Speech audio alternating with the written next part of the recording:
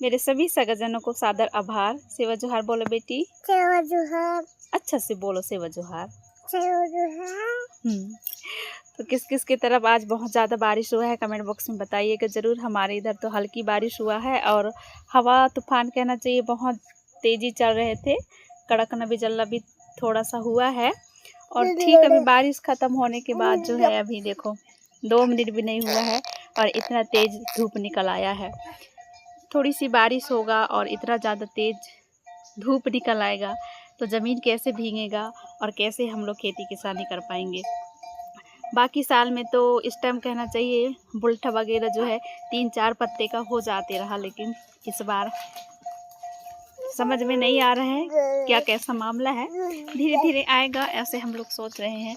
तो ऐसी बात है किस किस की तरफ जो है बहुत ज़्यादा बारिश हुआ है कमेंट बॉक्स में ज़रूर बताइएगा। तो चलिए मिलते हैं बाद में। Bye bye. सेवा जोहार। सेवा जोहार बोलो। सेवा जोहार। सेवा जोहार।